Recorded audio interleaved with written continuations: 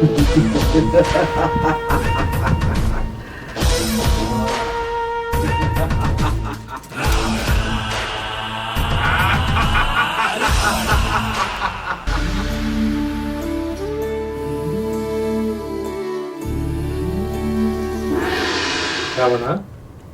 Please go that side. ಯಾಕೆ? ಯಾಕೆ ಅಂದ್ರೆ ಸುಪ್ರೀಂ ಕೋರ್ಟ್ ಹೇಳಿದ್ ಗೊತ್ತಿಲ್ವಾ ನಿನಗೆ? ಈ ಜಾಗ ನಂದು ಅಂತ.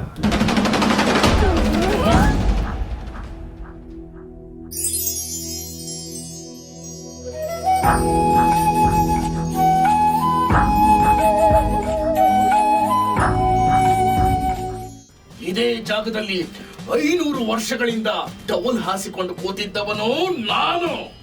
ನೀನು 500 ವರ್ಷಗಳಿಂದ ಇದೇ ಜಾಗದಲ್ಲಿ ಟವಲ್ ಹಾಸ್ಕೊಂಡು ಕೂತಿರಬಹುದು, ಆದ್ರೆ ತ್ರೇತಾಯುಗದಿಂದ ಈ ಜಾಗ ನಂದು. Any doubts? ತೀರ್ಪು ಆಲ್ರೆಡಿ ಬಂದಾಗಿದೆಯಲ್ಲ, ನೋ ಡೌಟ್ಸ್.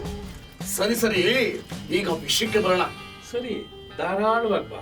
ಪ್ರಿಪ್ರೇಷನ್ ಎಲ್ಲ ಹೇಗ್ ನಡೀತಾ ಇದೆ? ನೀನೇ ನೋಡ್ತಾ ಇದೀಯಲ್ಲ ಯಾವ ರೇಂಜಿಗೆ ನಡೀತಿದೆ ಅಂತ. ಈ ಗ್ರ್ಯಾಂಡ್ ಎಂಟ್ರಿ ಯಾವಾಗ? Good question, good. 22 जनवरी को जब अयोध्या में प्रभु राम विराजमान हो, दीपावली मनाए। 22 जनवरी की शाम पूरे हिंदुस्तान में जगमग जगमग होनी चाहिए। ಕೇಳಿಸ್ಕೊಂಡ? ಅದೇ ದಿನ, ಅದೇ ಗಳಿಗೆ, ಅದೇ ನಕ್ಷತ್ರದಲ್ಲಿ ನನ್ನ ಗ್ರ್ಯಾಂಡ್ ಎಂಟ್ರಿ. ನಿನಗೊಂದು ವಿಷಯ ಗೊತ್ತಾ? ಎಲ್ಲ ಚಾನೆಲ್ ಅಲ್ಲೂ ಲೈವ್ ಇರುತ್ತೆ. Please watch it. ನೀನೇನೋ ಮತ್ತೆ ಬರೋದ್ರಲ್ಲಿ ಖುಷಿಯಾಗಿದ್ಯಾ? ನಿನಗಾಗಿ ಕಾಯ್ತಾ ಇದ್ದವ್ರನ್ನ ಜೈಲಿಗೆ ಹಾಕ್ತಾ ಇದ್ದಾರೆ. ಇದ್ರ ಬಗ್ಗೆ ಏನ್ ಹೇಳ್ತೀಯಾ? ಧರ್ಮೋ ರಕ್ಷತೆ ರಕ್ಷಿತಃ. ಅವರು ಧರ್ಮನ ಕಾಯೋದಿಕ್ಕೆ ಹೋರಾಡಿದವರು. ಅವರನ್ನ ಯಾರು ಕಾಯೋದ್ ಬೇಕಾಗಿಲ್ಲ, ನಾನೇ ಕಾಯ್ತೀನಿ. ನೀನು ಬರ್ತಾ ಇರೋದಕ್ಕೆ ಕೆಲವು ಜನ ಮನೆಯಿಂದ ಆಚೆನೇ ಬರ್ತಾ ಇಲ್ಲ, ಅದು ಗೊತ್ತಾ ನಿನಗೆ? ಗೊತ್ತು ರಾವಣ. ನಾನು ಬರ್ತಾ ಇರೋದಕ್ಕೆ ದೇಶ ವಿದೇಶಗಳಿಂದ ಭಕ್ತರು ಬರ್ತಾ ಇದ್ದಾರೆ. ಇವರಿಗೂ ಬರೋದಿಕ್ಕೆ ಹೇಳು, ಯಾರಿಗೂ ಭಯ ಬೇಡ. ಯಾಕೆಂದ್ರೆ ಮನೆ ಒಳಗೂ ನಾನೇ ಇದ್ದೀನಿ, ಮನೆ ಹೊರಗೂ ನಾನೇ ಇದ್ದೀನಿ, ಎಲ್ಲ ಕಡೆನೂ ನಾನೇ ಇರ್ತೀನಿ. ರಾಮ, ನಾಸ್ತಿಕರು ಹೇಳ್ತಾರೆ ನೀನು ಮಾಂಸ ತಿಂತೀಯಂತೆ. ನೋಡು ರಾವಣ, ನಾನು ಮಾಂಸ ತಿಂತಿದ್ನೋ, ತರಕಾರಿ ತಿಂತಿದ್ನೋ, ಬ್ರೆಡ್ಡು ಜಾಮ್ ತಿಂತಿದ್ನೋ, ಅಥವಾ ವಡಾಪಾವ್ ತಿಂತಿದ್ನೋ, ಒಟ್ನಲ್ಲಿ ನಾನು ಇರೋದು ಸತ್ಯ ಅಂತ ಒಪ್ಕೊಂಡ್ರ? ಅಂದ್ರೆ ನಿನ್ನ ಮಾತಿನ ಅರ್ಥ? ದಡ್ಡ, ಇಷ್ಟೇ ಕಣೋ. ಇಲ್ಲಿ ನೋಡು, ನಾನು ಇಲ್ಲ ಅಂದವರಲ್ಲೂ ನಾನು ಇದೀನಿ ತಾನೆ. ಮತ್ತೆ ಅವರು ನಾಸ್ತಿಕರು ಹೇಗಾಗ್ತಾರೆ? ಸರ್ಕಾರದ ದುಡ್ಡಲ್ಲಿ ಸೌದ ಕಟ್ಸ್ಕೊಂಡು ಮೆರಿ ಬೇಡ ರಾಮ. ಪಾಪದ ದುಡ್ಡಲ್ಲಿ ಕಟ್ಟಿರೋದಲ್ಲ ಮರಿ, ಅದು ಭಕ್ತರು ಭಕ್ತಿಲಿ ಕಟ್ಟಿರೋದು ಅಂತ ಹರಿ. ನಾನು ಇನ್ವಿಟೇಷನ್ ಪೋಸ್ಟ್ ಮಾಡಿದ್ದೆ, ನಿನಗೆ ಇನ್ವಿಟೇಷನ್ ಬಂತಾ? ಬಂತು. ಆದ್ರೆ ನಾನು, ನಮ್ಮವರು ಯಾರು ಬರೋದಿಲ್ಲ. ಪರವಾಗಿಲ್ಲ, ಕರೆಯೋದು ನಮ್ಮ ಧರ್ಮ, ಬರ್ದೇ ಇರೋದು ನಿಮ್ಮಗಳ ಕರ್ಮ. ನೀವು ಯಾರು ಬರ್ಲಿ ಬರ್ದಂಗಿರ್ಲಿ, ಅಲ್ಲಿ ಶಾಶ್ವತವಾಗಿ ನೆಲೆಸಿರುತ್ತೆ ಹಿಂದೂ ಧರ್ಮ.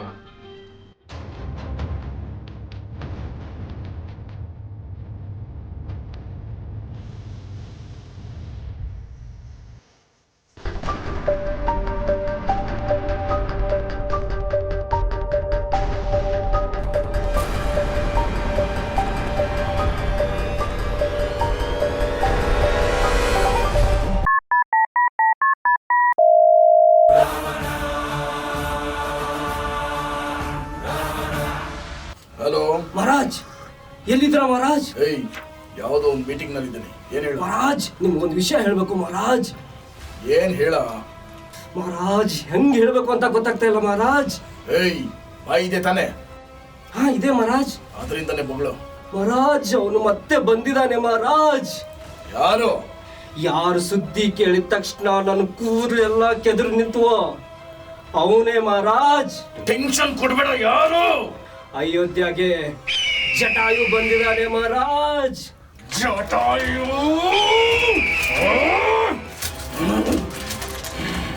ಏಯ್, ನೀವೆಲ್ಲ ಏನು ಕುದುರೆಗೆ ಹಲ್ಲುಜ್ತಾ ಇದ್ರೇನೋ? ಅವತ್ತು ನನ್ನ ದಾರಿಗೆ ಅಡ್ಡ ಬಂತ ಅಂತ ಗೊತ್ತಾದ ಮೇಲೆ ಒಂದು ರೆಕ್ಕೆ ಮಾತ್ರ ಕತ್ತರಿಸ್ಬೇಕಾಗ್ದೆ. ಇವಾಗ ಮತ್ತೆ ಬಂದಿದ್ದಾನ ಅವನು, Jatayu. Cool Ravana, cool. Please sit down, ಕೂತ್ಕೋ. ಕ್ರೋಧದಿಂದ ಕುದಿಬೇಡ, ಬರ್ನ್ ಆಗ್ಬಿಡ್ತೀಯ. ಅವತ್ತು ಜಟಾಯುನೂ ಬರ್ತಾನೆ, ಜಾಂಬವಂತನೂ ಬರ್ತಾನೆ, ಶಬರಿನೂ ಬರ್ತಾಳೆ. ಆಂಜನೇಯ ಆಲ್ರೆಡಿ ಅಲ್ಲಿದ್ದಾನೆ. ಅವನೇ ಇನಾಗ್ರೇಷನ್ ಮಾಡ್ತಾ ಇರೋದು. ಅವತ್ತು ನನ್ನನ್ನ ನೀನು ಕೊಂದುಬಿಟ್ಟೆ, ಆದ್ರೆ ಇವತ್ತು ಜನರ ಮನಸ್ಸಲ್ಲಿ ಶಾಶ್ವತವಾಗಿದ್ದೀನಿ, ಮುಂದೇನೋ ಇರ್ತೀನಿ. ಜಗತ್ತಿಗೆಲ್ಲ ನೀನು ಒಬ್ಬನೇ ರಾಮ, ಗಲ್ಲಿ ಗಲ್ಲಿಗೂ ಈ ರಾವಣ ಇರ್ತಾನೆ. ರಾವಣ, ನನ್ನ ನಿನ್ನ ಹೋರಾಟ ನಿರಂತರವಾಗಿರುತ್ತೆ, ಆದ್ರೆ ಅಲ್ಲಿ ಗೆಲುವು ಧರ್ಮದ್ದೇ ಆಗಿರುತ್ತೆ. ಬರೀ ಲಿಟಿಗೇಷನ್ ಆಯ್ತಲ್ಲ ರಾಮ ನಿಂದು. ಲಿಟಿಗೇಷನ್ ಅಲ್ಲೇ ಕಾಡ್ಬೋದೆ, ಲಿಟಿಗೇಷನ್ ಅಲ್ಲೇ ಸೀತೆನ್ ಕಳ್ಕೊಂಡೆ, ಲಿಟಿಗೇಷನ್ ಅಲ್ಲೇ ಜಾಗ ಪಡ್ಕೊಂಡೆ, ಲಿಟಿಗೇಷನ್ ಅಲ್ಲೇ ದೇವಸ್ಥಾನ ಕಟ್ಸ್ಕೊತಾ ಇದ್ಯಾ. ಅಲ್ಲ, ಸ್ವಲ್ಪ ದೊಡ್ಡ ಮನ್ಸು ಮಾಡಿ ಆ ಜಾಗನ ಬಿಟ್ಕೊಡ್ಬೋದಿತ್ತಲ್ಲ. ಒಂದ್ ವೇಳೆ ನಾನ್ ಬಿಡ್ತೀನಿ ಅಂದ್ರು ಇವ್ರು ಬಿಡ್ತಾ ಇರ್ಲಿಲ್ಲ.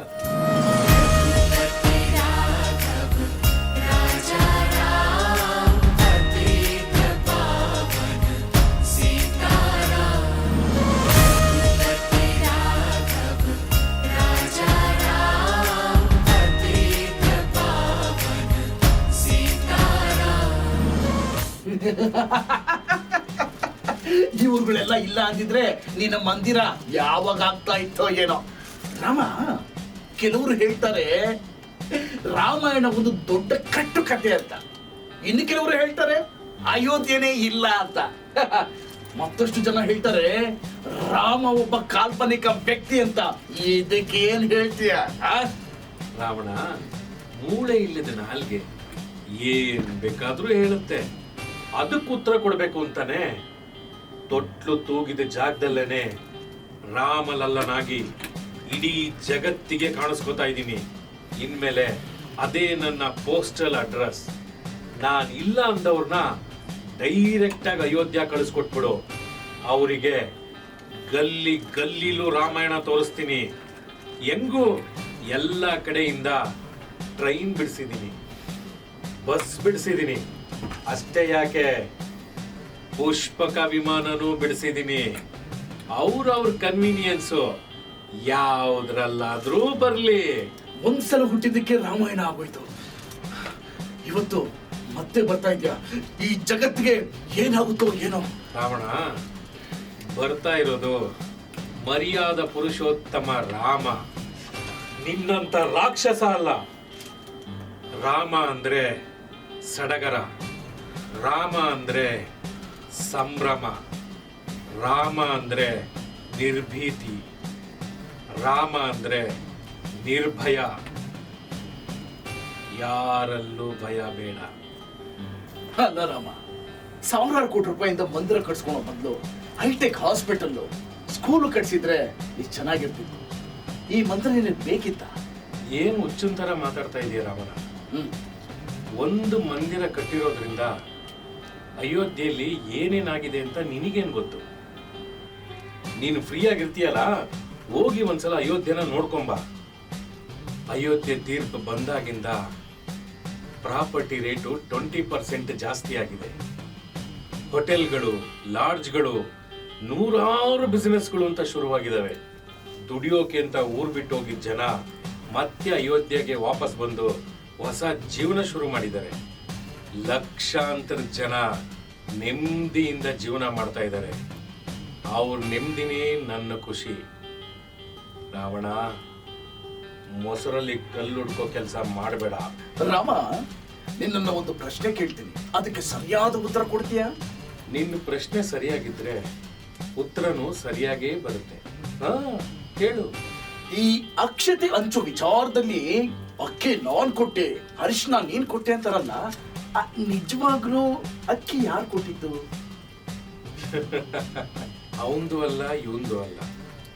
ಹೊಲದಲ್ಲಿ ಬೆವರು ಸುರಿಸಿ ಬಿತ್ತಿ ಬೆಳಿತಾನಲ್ಲ ರೈತ, ಅವನು ಬೆಳೆದಿದ್ದಕ್ಕೆ ಅದು ಅಕ್ಕಿ ಆಯ್ತು. ನನ್ನ ಸ್ಪರ್ಶದಿಂದ ಅದು ಅಕ್ಷತೆ ಆಯ್ತು. ರಾಮ ಮಂದಿರ ಕಟ್ತಾ ಇದಾರಲ್ಲ, ನಿಜವಾಗ್ಲೂ ಆ ಕ್ರೆಡಿಟ್ ಯಾರಿಗ್ ಹೋಗ್ಬೇಕು? ಯಾವ ಚಾನಲ್, ಯಾವ ನ್ಯೂಸ್ ನೋಡಿದ್ರು ದೊಡ್ಡ ಹಾಟ್ ನ್ಯೂಸ್ ಆಗ್ಬಿಟ್ಟಿದೆ. ಯಾರು ನನಗೋಸ್ಕರ ತಮ್ಮ ಜೀವ ಕಳ್ಕೊಂಡ್ರೋ ಅವರಿಗೆ, ಯಾರು ನನಗೋಸ್ಕರ ಕೋರ್ಟು ಕಚೇರಿ ಅಂತ ಅಲೆದ್ರೋ ಅವರಿಗೆ, ಯಾರು ಮಂದಿರಕ್ಕೋಸ್ಕರ ಇಟ್ಟಿಗೆಗಳನ್ನ ಸಂಗ್ರಹಿಸಿದ್ರೋ ಅವರಿಗೆ, ಯಾರು ಭಾರತದ ತುಂಬೆಲ್ಲ ರಥಯಾತ್ರೆ ಮಾಡಿದ್ರೋ ಅವರಿಗೆ, ಆಮೇಲೆ ಯಾರು ಮಂದಿರಕ್ಕೋಸ್ಕರ 1 ರೂಪಾಯಿ ದೇಣಿಗೆ ಕೊಟ್ಟರೋ ಅವರಿಗೆ, ಯಾರು ಧರ್ಮದ ಪರವಾಗಿ ಹೋರಾಡ್ತಾ ಇದ್ದಾರೋ ಅವರಿಗೆ, ಆಮೇಲೆ ಯಾರ ಹೃದಯದಲ್ಲಿ ನನಗೆ ಜಾಗ ಇರುತ್ತೋ ಅವರಿಗೆ, ಯಾರು ಅಯೋಧ್ಯೆಯಲ್ಲಿ ರಾಮನ ಮಂದಿರ ನಿರ್ಮಾಣ ಆಗ್ಲೇಬಾರದು ಅಂತ ದಶಕಗಳ ಕಾಲದಿಂದ ಆಸೆ ಪಟ್ರೋ ಅವರಿಗೆ. ಅವ್ರಿಗೂನಾ? ಹೌದು, ಅವರಿಗೂ. ಯಾರು ರಾಮನೇ ಇಲ್ಲ, ರಾಮಾಯಣನೇ ಸುಳ್ಳು ಅಂತ ಹೇಳಿದ್ರು ಅವರಿಗೂ. ಈ ಕ್ರೆಡಿಟು ಸಕಲ ಚರಾಚರ ಜೀವರಾಶಿಗಳಿಗೂ ಸೇರಿದ್ದು. ಇಷ್ಟೆಲ್ಲಾ ಹೋರಾಟದ ಫಲವಾಗಿ ಕೊನೆಗೂ ರಾಮ ಮಂದಿರ ಆಗ್ತಾ ಇದೆ. ಇದರಿಂದ ಬದಲಾವಣೆ ಏನಾಗುತ್ತೋ? ಅಧರ್ಮಿಗಳ ಶಕ್ತಿ ಕುಂದುತ್ತೆ. ಜೈ ಶ್ರೀರಾಮ್ ಅನ್ನೋ ಜೈಂಕಾರ ಮೊಳಗಿ ಎಲ್ಲ ಕಡೆ ಧಾರ್ಮಿಕ ಕ್ರಾಂತಿ ಆಗುತ್ತೆ. ಅನ್ಯಾಯದ ಅಟ್ಟಹಾಸ ನಿರ್ನಾಮವಾಗುತ್ತೆ. ಮೇಲು ಕೀಳೆಂಬ ಭೇದ ಭಾವ ಸರ್ವನಾಶವಾಗಿ ಜಗತ್ತೇ ವಸುದೈವ ಕುಟುಂಬವಾಗುತ್ತೆ.